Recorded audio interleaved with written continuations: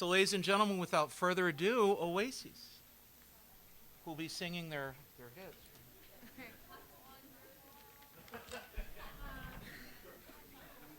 All right. Hi, everybody. Can you hear me? Okay. I might have to stay on my tiptoes. Not gonna lie. Okay. Welcome to our team's presentation. It's Finding Your Oasis: Improving Virtual Services to Patrons. Today we're going to talk to you about our project, what we've done so far, the ideas that we've had, and what we hope to continue in the future. This is not a final product. This is definitely still a work in progress, and basically what we want to do is just share with you our experience, get the conversation going, maybe get some of your ideas, and just kind of create a conversation about it. What we want to do is we want to improve services to people who can't come to the library for whatever reason. We have 5 different librarians here from public, school, academic, and there's a variety of reasons why patrons can't come to the library. It's not necessarily because of, an injury. So we wanted to reach out to those patrons. And then speaking of continuing the conversation, throughout this presentation, we had created a website on Google Sites. It's like a wiki page, and we have 5 different pages representing each one of us. We're going to have those passed around so you can take a look at each of our page. And because of the internet connectivity issues in here, I just ask that you don't actually click any of the links because it might log out and it's just not good. So on the last page, though, we'll have a link to our website so you can check it out on your mobile device or smartphone or computer at your convenience, and you can contribute your ideas to it too. Thank you. Okay, so what is Oasis? It's outreach activities streaming innovative services. As Barbara mentioned, we all come from different libraries: public, academic, school library. We serve different users: homebound users, youth users, students. We all have different variety of users we want to reach. So the one thing we all agreed on is that we wanted to meet our users wherever they were, whether they be at home or stuck in traffic or wherever. And the way to do this is to do it through virtual services. So essentially what we all did is we took this project and we made it our own, and we formatted it to our own users. So what we're going to do for the remainder of our presentation is each of us is going to give you a little summary about our own particular library and what we've done so far and what we hope to do, and then we can open it up for Q&A. My name is Barbara, and I'm an adult services librarian at Barrington Area Library. And for public libraries, when I'm thinking, we have Beatrice, who's our homebound services librarian. So when I'm thinking of people who can't physically come to the library, I'm thinking of maybe schedule conflicts, work schedules, babysitter issues, they're sick that day, whatever. And whatever it is that's preventing them from coming to the library for a program or whatever reason it might be that they can't physically come to the library. Now, we have, public libraries have a lot of services on their websites that people can access if they can't physically come to the library, but what we wanted to do was create a human connection for those people. So the best way that I've found to do that so far is by using Google Hangouts on Air. And for people that don't know what Google Hangouts on Air is, it's a broadcast. It's a way to broadcast live programs to people on their computers, smartphones, their tablets, so that they can watch a program or a presentation live from home, or if they're on the train. And it's a way for them to virtually connect with the library community. If for some reason they're unable to attend the program virtually, they can always access it later, because what's really great about Google Hangouts on Air is that they're automatically archived onto a YouTube channel. So if you don't know what Google Hangouts on Air is, or if you want to learn about setting it up, on our website I created a little step-by-step tutorial, so feel free to check that out later. And I've had a really good experience with it so far. Just a few of the things that I've played around with it have been broadcasting one of my coworkers doing a VHS to DVD tutorial to members of the community. Another one was broadcasting a librarian doing an interview with a local author historian. And this winter in January, our library is going to be doing a lot of ebook demonstrations in the month of January, and we've discussed live streaming those as well. So people can access that live from home, and they can also get it on the YouTube channel later. So hopefully there'll be a nice playlist going on in the future. Some other ideas that I have that maybe I'll end up doing in the future, or maybe you'll be able to do them in the future, are virtual book discussions, virtual reference, and drop-in ebook questions using Google Hangouts on Air. All that I needed to do for Google Hangouts on Air was a laptop or a computer, but I think laptop is nicer because it's more mobile. A webcam. We use the Logitech HD webcam, which has been really nice because it really has provided a clear image, and the Yeti microphone, because that's been really nice for canceling out background noise. Another thing that I like to use is a tripod because I think it makes more leverage for the camera. You can set up the camera onto the tripod, then hook it up to the laptop, and then you have more control over camera angles. So I think that's nice. But at the very least, if you just have a laptop and a webcam, then I think you're good to go. And you can check out more ideas on our website. But it's been really good so far, and I'm excited about programs to do with it in the future.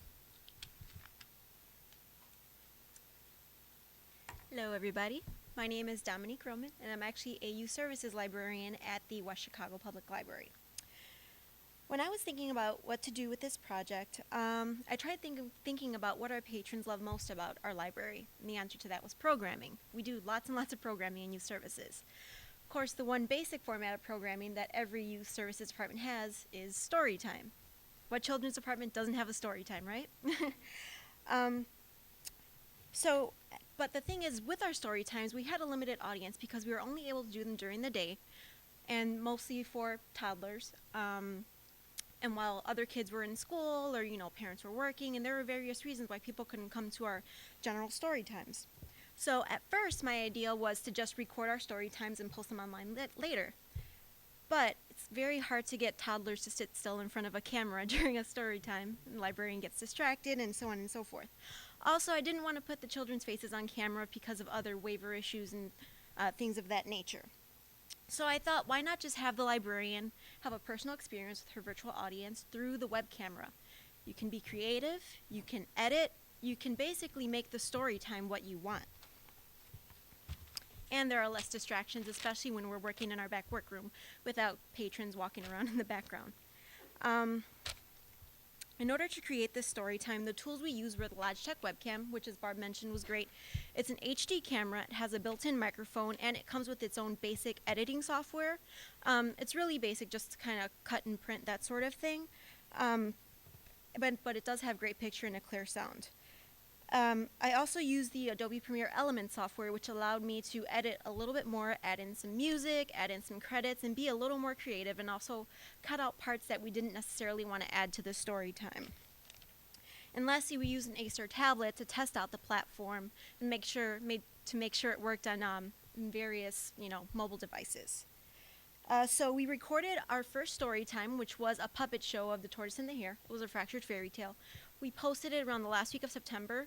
Within the first week, we got 79 views. Now, that might not sound like a lot, but keep in mind, on our library Facebook page, we have 100 likes. So 79 views is 79% of our audience, so that's great. If you're planning to create your own virtual story time, keep in mind to try and use something in the public domain to avoid copyright issues, or anything published before 1923. If not, you want to try and use a fractured fairy tale, or maybe even write your own tale. You can write whatever you want. If you're putting it online, you can make it as creative as you want, or as simple as you want to. It doesn't just have to be you with a book in front of the camera. And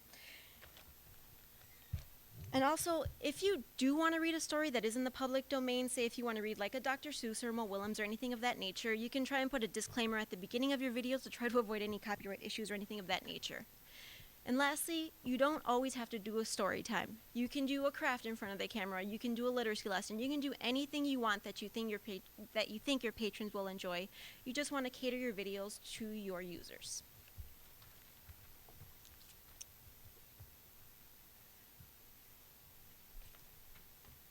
Hi, Hi, my name is Beatrice O'Connell. I'm the outreach librarian at the DeKalb Public Library. I serve about a dozen homebounds. I visit also bi-monthly 4 nursing and assisted living facilities, 3 nursing homes, and an adult daycare center, which I go there for about once a month. I have about 15 to 20 homebounds in the assisted living and maybe about another 20 in the nursing homes. I receive requests from patrons by phone, by mail, and by email. I keep list of their requests for a few months because sometimes you can always feel a demand because the item is too new, so I wait until it's all done. I also experimented with a Kindle Touch, which our library received from a grant from ISL.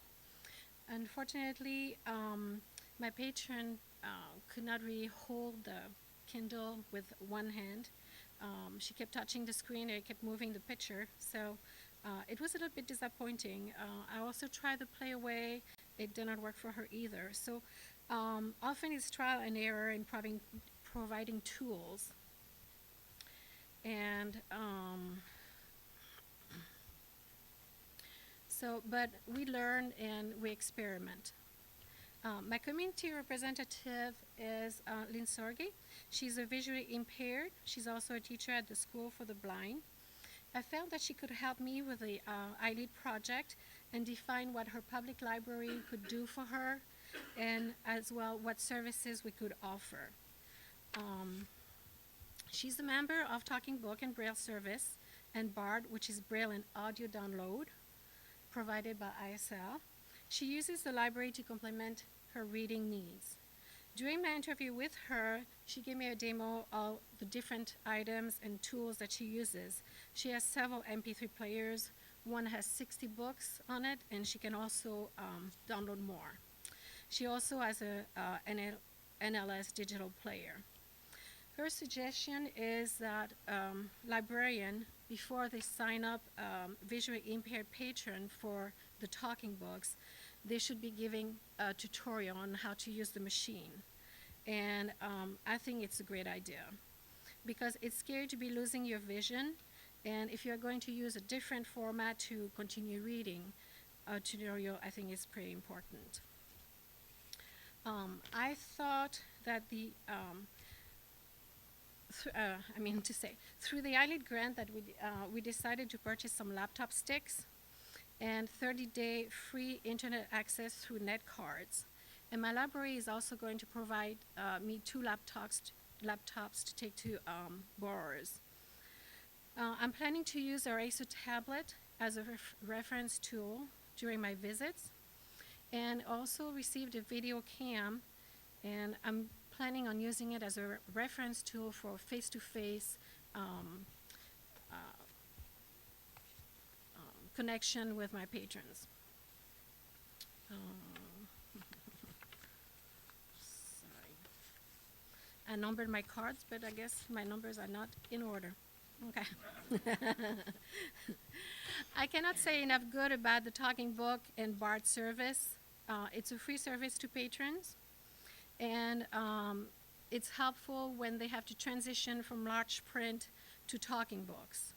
BARD also just came out with a free mobile app. It is available through the Apple Store. And they also have new selection every day. So it's pretty amazing to have a service that is so up to date. My community representative showed me how to use those tools, and I just want to keep my patrons to read as long as possible and try to bring them the little pleasures that a library can bring to them. So, thank you.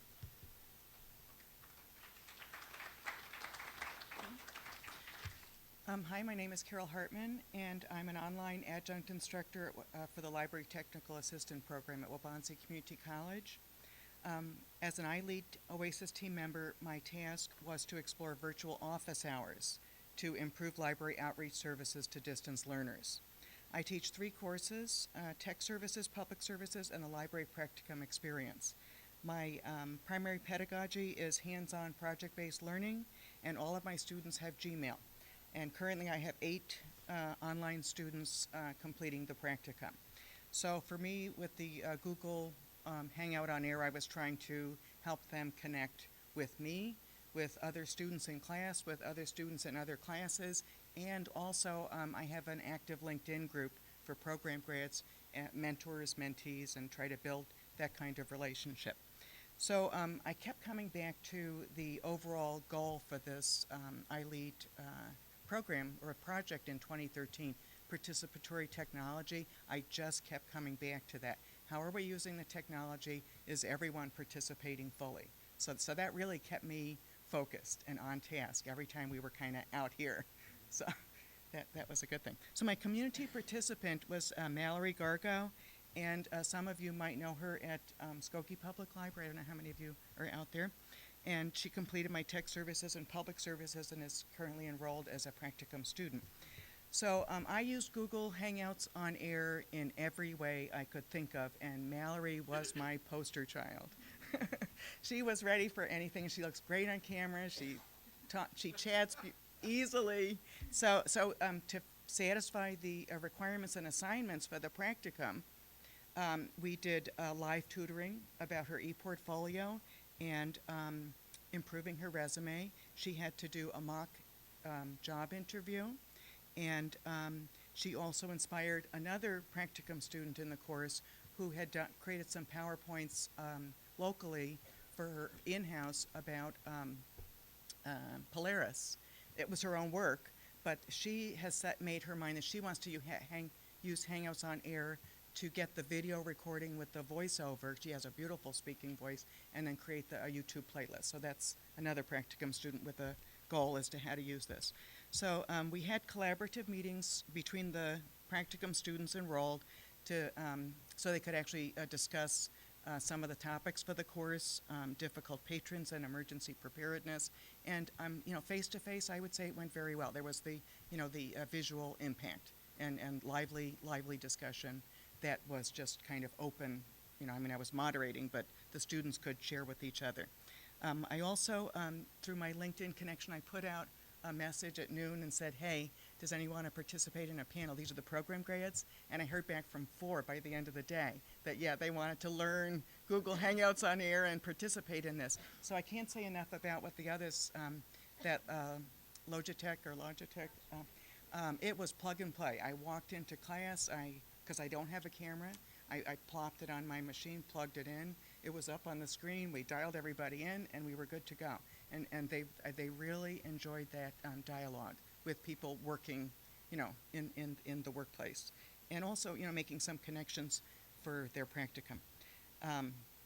So lastly, I reached out to our team leader, Kathy Parker, who contributed a subject expert interview about the Rails initiative, reaching across Illinois in plain English.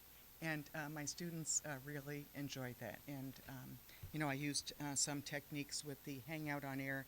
I split the audio and video and really worked with it I used the Adobe Premiere for that. So I use the YouTube editing, the Adobe Premiere editing, the Camtasia editing for all different little projects, and you can see the results in our YouTube playlist. We've got that linked on the website. So, and I did add Google Analytics last night with help from my friend. So thank you. So I'd like to end with a quote from that I found in Jamie LaRue's Denver Public Library Strategic Plan, and he spoke this morning, so I thought, what the heck, I'll throw this in. No, but he didn't talk about this. So this insight is offered by futurist Gary Golden. Quote, in 20 years, it is likely, in my vision of the world, that libraries and museums, non-school institutions, will grant more certifications of work schools than all schools combined. Your technical schools, community colleges, high schools, and graduate schools.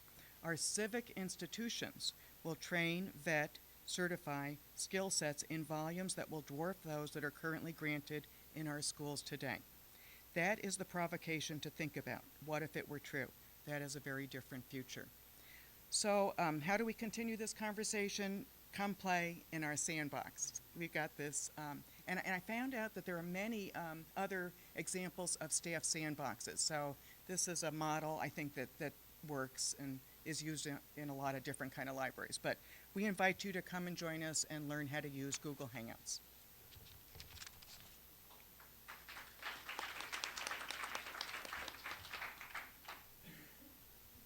I'm Beth Tuppen, and I'm a high school librarian.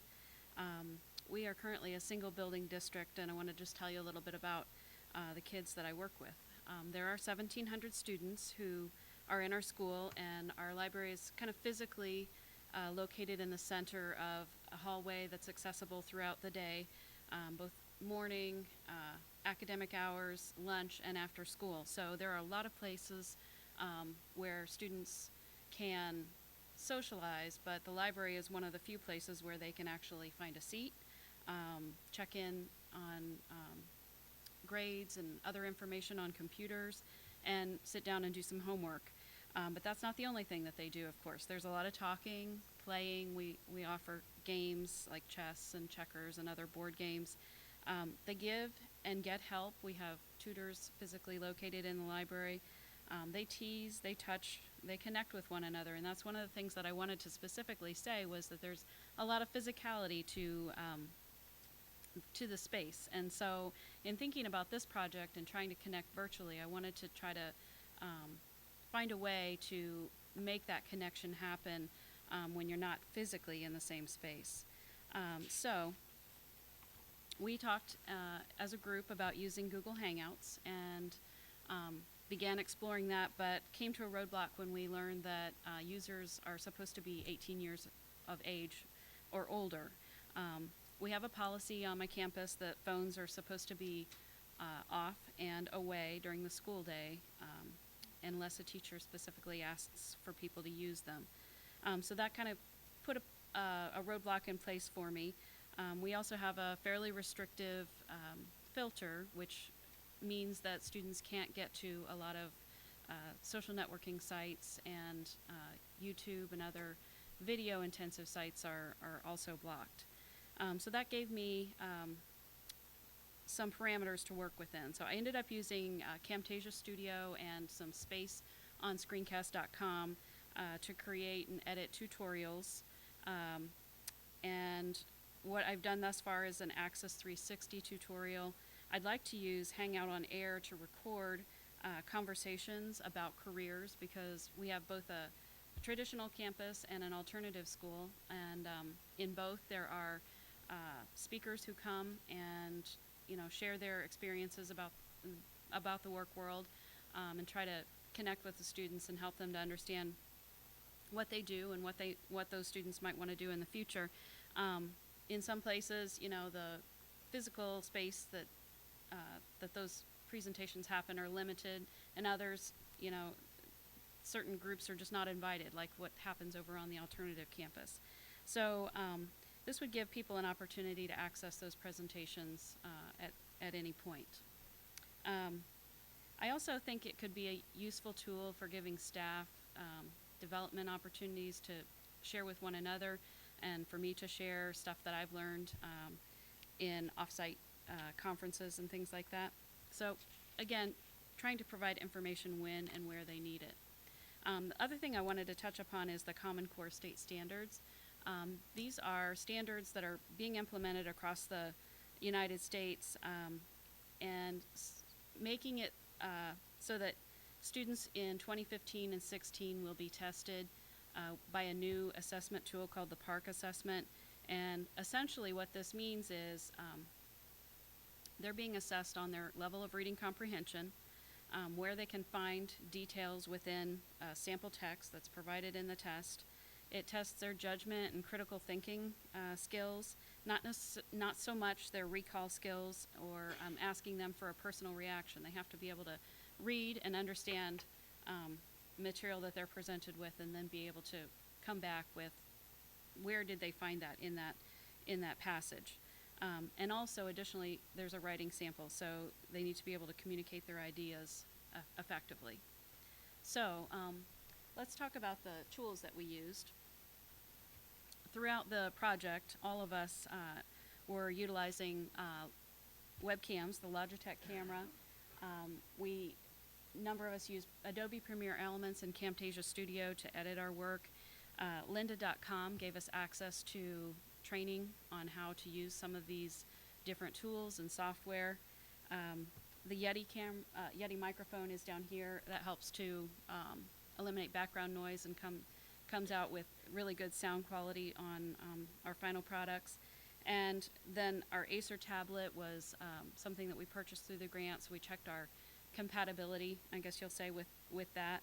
And many of the other tools here pictured are things that you all potentially could have access to, a computer or a tripod. So we use these tools to create our products. So there's our website, and we also have a Twitter account. I mean, there's a bunch of links on there. You can find your way around. There's Digo link list. We tried to bookmark and save everything. So anything that anybody used, we tried to collect, and that was our process or our breadcrumbs.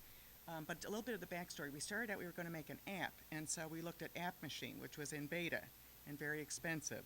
And just in looking at it and getting feedback from the reps, it looked like really industrial strength solution, but the HTML was like way beyond anything we were going to be able to do. So then we came up with the idea of a open textbook using open educational resources. And we looked at Bookery, which is an iBook, and you can link it and make it dynamic and have a lot of interactive content. But then we failed our cross-platform. So then we looked at Inkling Habitat, because which is another open textbook product. And a lot of grants now depend on instructors providing only open educational resources. So we thought, well, that's great. We can just take all of this and put it in a book somewhere. But, so we really made pretty good headway with that. And believe me, I had the iPhone, the iPad, the Acer, the tablet. I mean, I had them all lined up, and I would choose the next tool and just run down. And so that's how we fell back on, and I think it was a good solution. Once we fell back on Google tools, which were integrated with our Google Hangouts, everything fell into place, and it was too easy, and we had full participation. So.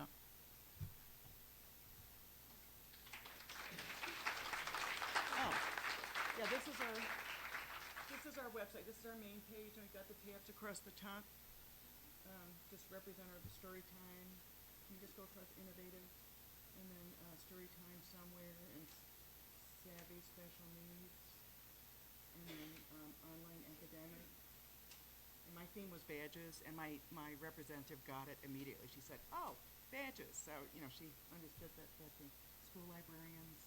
So we also, can we see the links on the bottom? We also put our thinking out loud, summary statements of what we got out of the project. So it's all there, playlist and a lot of other things. So we've come a long way. Anybody have any questions?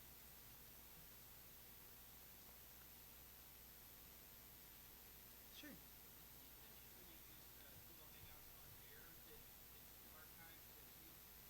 Yes. It's automatic, and there is a lag, and so you have to be watching it, because it loads public. It comes up public. So then you got to get in and make it private or whatever. If you want to do like a hangout that you want private, you just don't do the on-air. Yes, two separate tools. Yeah, and then that way, when it's done though, it's not saved. I'm sure you can record Yeah. it on with your own camera, but Google Hangouts on-air broadcasts it and then saves it. If you want to do private. Yeah, I did all my virtual office hours just in a hangout, not recorded with students. So all of the panel discussion, interview stuff was streaming. That was all on air.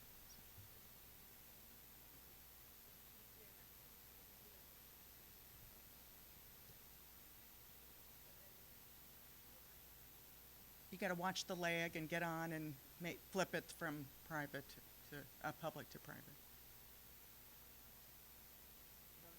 Did you end up recording like a full video of a story time program or separate videos for story time? No, separate videos for story time, just because it gave us a little more flexibility with editing and